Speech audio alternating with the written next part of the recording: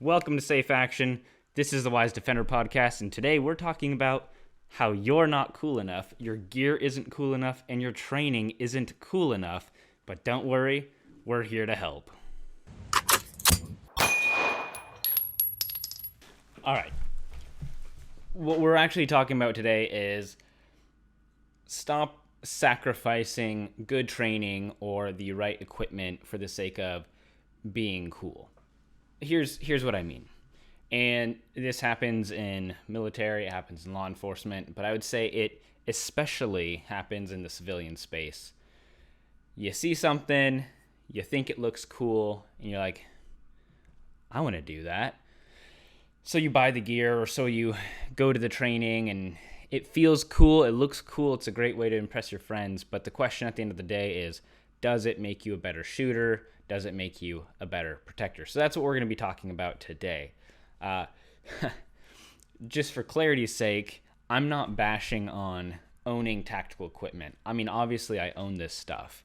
Later today, buddies and I were taking all the tactical gear. We're going to go LARP out in the middle of nowhere for 2 days, fully kitted up. I am a firm believer that if you're going to own the equipment, you should know how to use it. But everything is in proportionality, right? If the most likely scenario that I think that's going to occur is me getting robbed in the grocery store or a home invader or something like that, then me practicing all fully kitted up with all the Gucci gear is it's an unnecessary use of time and money. Now, I always say this, it's your time, it's your money, spend it how you want. But if your goal is to be efficient and maximize your effectiveness in training, then, if you're always wearing a plate carrier when you go to the range because it looks cool and feels cool, or even if you're always running your rifle at the range, that might be a missed opportunity for you. We do recognize that there is a place for this, though, right? I live in the Pacific Northwest. We've had the police run out of their station. We've had several city blocks sectioned off and overtaken in basically what can only be described as an act of anarchy. That's happened. That's happened relatively close to where I am. We've had people scared. We've had people desperate during fire evacuations and COVID and all kinds of situations where you're like, okay, maybe I take owning equipment like this a little more seriously than I used to. Maybe before I just wrote it off as kind of like a fun way to have playtime, and now I'm like, okay, I really do see the value in this. Maybe that's you.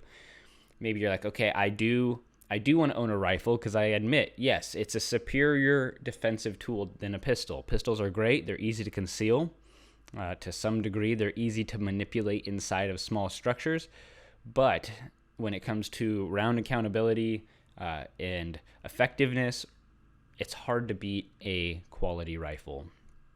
Totally get that. You might be thinking down the lines of, if I need to evacuate my family from an area, or if things go totally sideways and some buddies and I need to go collect resources or extract someone in a an area where there's a bunch of riots, or whatever the scenario is in your mind. If you think that that's a likely thing that could happen, then yeah, you should have the gear. You should be training with the gear. You should understand what you can do in that equipment, with that equipment. And then you should be buying things that are specific to the mission that you expect to encounter. So that's really important. Like, don't waste a bunch of money on night vision and IR illuminators if you don't foresee yourself doing any kind of night operation stuff as a civilian, even if stuff hits the fan. That being said, it goes the other way. Your SOPs, or your whatever your prediction is of the event that you're going to encounter, that should drive both your gear purchases as well as your training decisions. The issue becomes when someone sees something that looks really cool on Instagram and they're like, ooh, I like that. I want to do that. Or I like how that looks. I want to own that. And then that can kind of send people off in the wrong direction. One good example of this is CQB classes. I love CQB. I think CQB is great. And to clarify, I see a lot of value in civilians knowing and understanding CQB. To clarify, I'm a big fan of civilians learning CQB.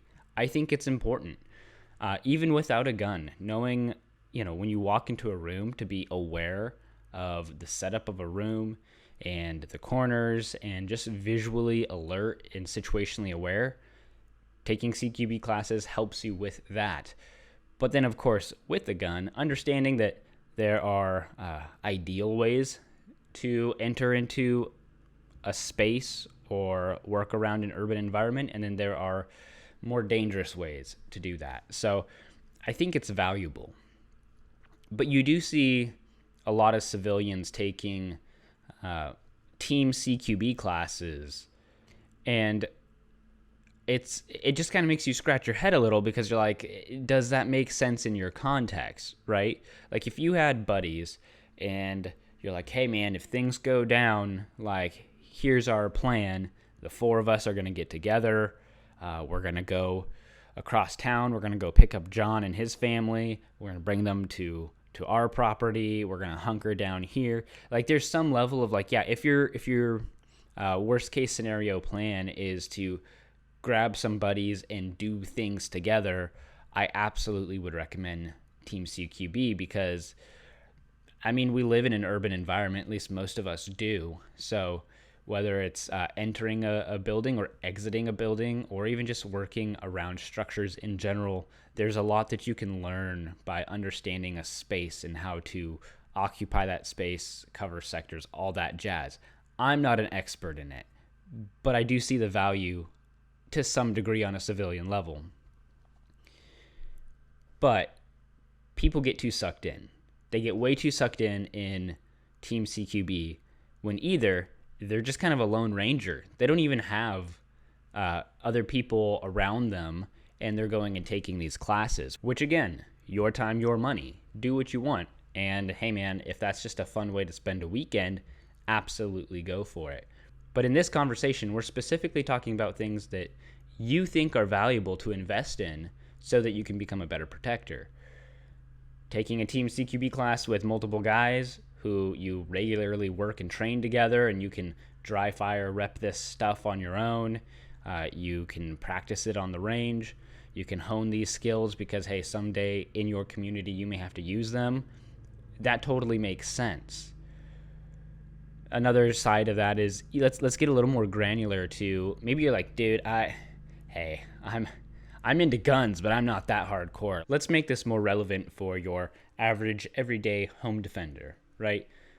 You expect to use this equipment not in the context of wearing a bunch of tactical gear, but you're in your pajamas, right? You want a rifle so you can defend your home against intruders and the likes. So that's what you're expecting. And even in that context, you have people who want to take one-man CQB room clearing classes, which again, I'm not against that. I think those are valuable skills to have. It's a tool in your toolbox. But have you even asked yourself, what would I do in a situation where someone broke into my home?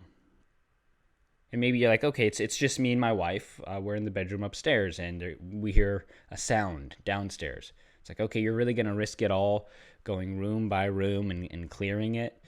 Or no, you're going to like close the door, lock the bedroom door, barricade it, call the police, and hold that position, right? Hopefully that's what you would do in a situation like that. A lot of people haven't even thought about it. They haven't even gone through that process of thinking in their mind, like, how should I handle that? How would I handle that? And at the end of the day, room clearing in general is risky, regardless. I've heard guys say there's no such thing as 100% risk-free room clearing, and especially by yourself, because you can only look one direction at a time. So what I would recommend is you hunker down, you hold that position, and then call the police. But it looks cool, right? It looks cool to go room to room and pieing corners and all of this stuff. So that's where the issue comes is you invest time into one man CQB courses and all this equipment, and you're like, ooh, I would love to have night vision because it's dark at night, and it's like you do have a light switch, right? And you're not even, hopefully gonna go clearing your house anyways. You're just gonna stay in that room and wait for the police. So I'm not trying to rag on people who have invested in these things. Like I said, I love one man CQB stuff. I love these courses. I love the equipment. I've done a lot of it. I own a lot of it. But it's just understanding if you have limited time and limited resources, don't get sucked into these things that look cool but don't actually drive you in the direction that you want to go.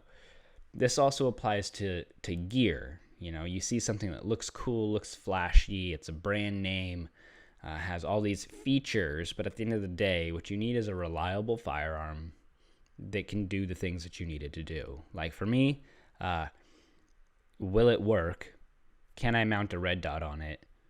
Is it the size and form factor that I can get a quality grip on? And then, is the trigger decent? Like those are the things that I care about. And sure, like if you're buying your first gun, why not get something that has more features? I'm not knocking products that have a bunch of features, but I wouldn't go chasing after like, ooh, this new gun came out and it's ported, it's compensated. That's super cool. Oh, this one came out and it has, a fluted barrel. This one came out and it does this. And it's like, okay, just get what you need and then spend, whatever your budget is, your firearms budget, spend 50% of that on ammo to train with. That's a good place to go. Right? That's a good thing to work towards. If you're going to invest in training, put your money into training that is going to work your fundamentals and those core skills that you are most likely to use. Holster draw, presentation of the gun, recoil management, fundamentals of marksmanship, potentially moving and utilizing cover concealment. But even then, like I think it's important, but I would, if I could only choose between the two, and a lot of that stuff normally makes it into like a Pistol 2 class, but if I could only choose one thing, I would say core fundamentals are key. I want to be able to draw fast, and then shoot more fast, which, recoil management. So, and it's obviously not just fast. Like I want to do all of these while getting hits. I hope that's implied. Like all of these ideally are A-zone hits. So the point is though, I love gear. I love the tactical stuff. I use the tactical stuff. Like I said, the boys and I were going out to train in this weekend, but that's because we have a specific group with specific plans for specific scenarios. And so we're going out there to say like, hey, if something like this happened, where are we at right now with our skill level? The funny thing though, when we go out to LARP, we are still training and really hammering in the fundamentals. Sure, we're going to do a scenario day. And if you're curious about how that goes, check out our podcast. We are going to release that episode in the future. We've done something like this before. You can go check out that older episode. I think it's called LARPing and What We Learned. But basically, we want to push ourselves. We want to, working the fundamentals is great, but at some point you do want to combine fundamentals and then work them together and see where the wheels fall off. It's one thing to get reps on the range and just shooting at a stationary piece of cardboard, or even if you incorporate movement, that's fine. But if you do have the notion in your mind that me and some bros are gonna maybe get together and do some stuff, like I wouldn't wait till game day to figure out whether or not you can move, shoot, and communicate together, right? So that's where I'm saying there's a place for this stuff. There is a place, but you also have to recognize that everything in its proper proportions, because I think, me personally, and I hope I'm right about this, is that a situation that would require all of these tactical tools is extremely unlikely, which is why 80 to 90% of my training bandwidth is spent on these tools. My concealed carry gun in my concealed carry holster.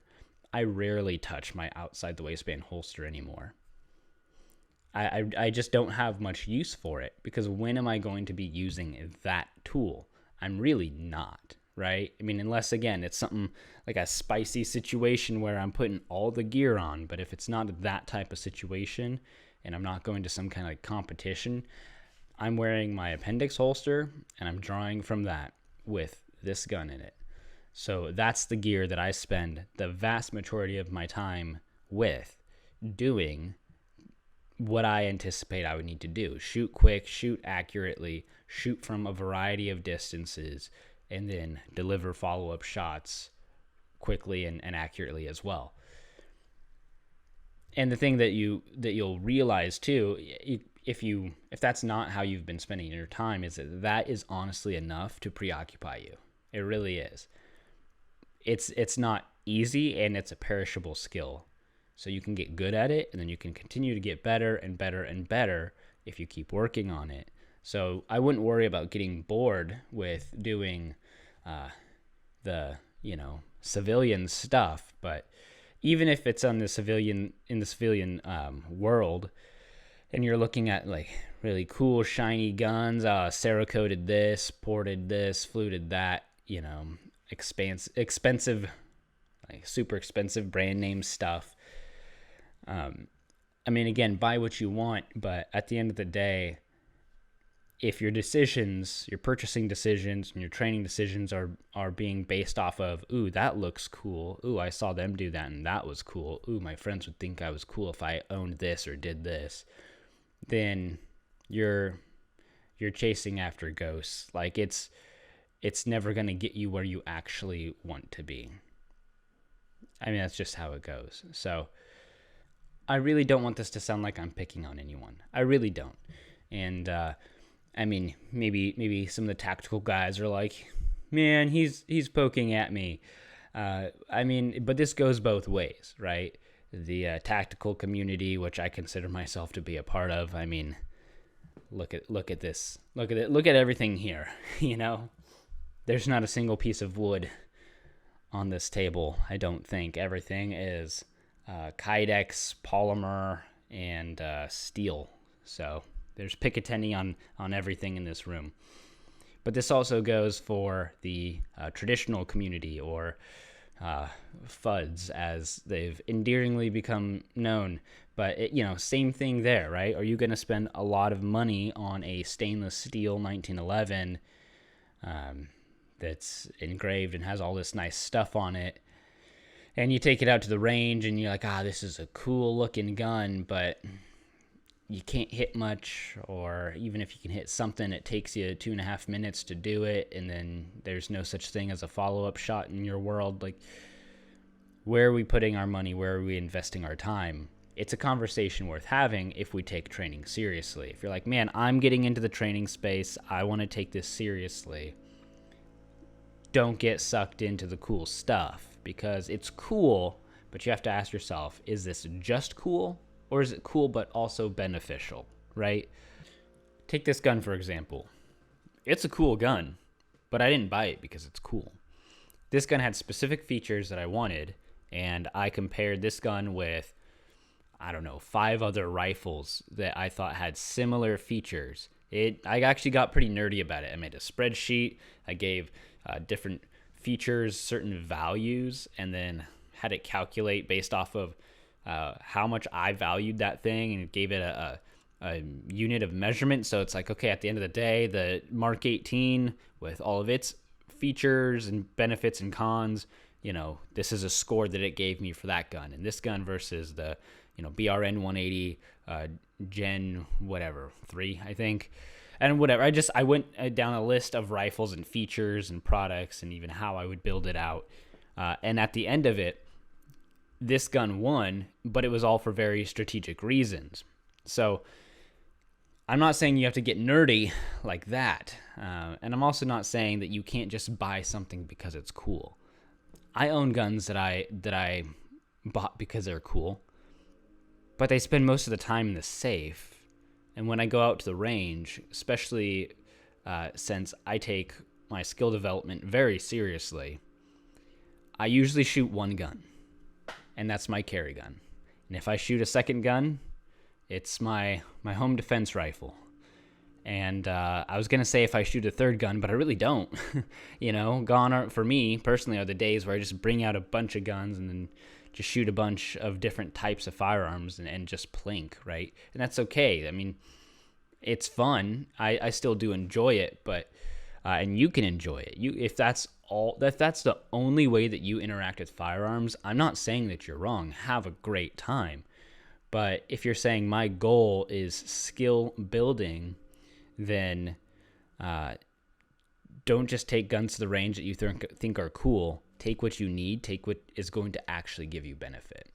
So to wrap things up, I'm not telling you not to purchase cool stuff. I will be purchasing more tactical equipment, but not at the expense of being able to train and work on core skills with the tools that I think I'm most likely going to need to use. That's what's the most important thing. And if you only get one thing out of this podcast episode, let it be that is have fun and buy whatever you want. But if you want to be a dedicated protector, if you want to prioritize your training, then buy whatever you want, but not at the expense of you being able to train and grow in your skill level with the tools that you are most likely to use. I hope this has been helpful. I hope I haven't rubbed anybody the wrong way. Maybe you'll wake up and be like, he was right. So just, give it consideration. If you're feeling offended or called out by this, I'm sorry, but you might be the target audience. But I think most people are going to agree with this in principle. But I think it's something that all of us, it's a trap we can fall into where we see something that's cool. And before we even realize whether or not it's actually useful to you, you've kind of already made the decision that you want to do it because it's cool. And it's, just slow your roll, be methodical, be intentional. And one last thing I will say is all of this is helped by having a training plan. Understanding where you're currently at as a shooter and where you would like to go, and also understanding what are the steps to get there. If, I want to be able to perform, maybe I'm at a 2-second draw time and I want to be at a 1.5-second draw time to first shot at, 7 yards. Okay, great. Those are easy metrics that now I can develop a range plan, very simple one, and say, when I go to the range, these are the skill sets that I'm working on. Clean trigger press, sight presentation, and then if the range allows, holster work. And then you kind of combine all those things together. And then you do those at a variety of distances, a variety of speeds, and you work your way there. But the point is you have a plan and you're achieving the things that you want to achieve because you have an intentional plan versus just saying like, oh, that guy's doing something cool, I want to do what he's doing. I think that it's important because it can get us all. We can all get sucked in and trapped by the cool, shiny stuff online on Instagram. And I think when we're intentional, that's when we see the most progress from ourselves in the direction that's actually useful. I've mansplained it. You get it. I think it's time to land this plane. Thanks for watching. I hope it's been helpful. See you guys next time.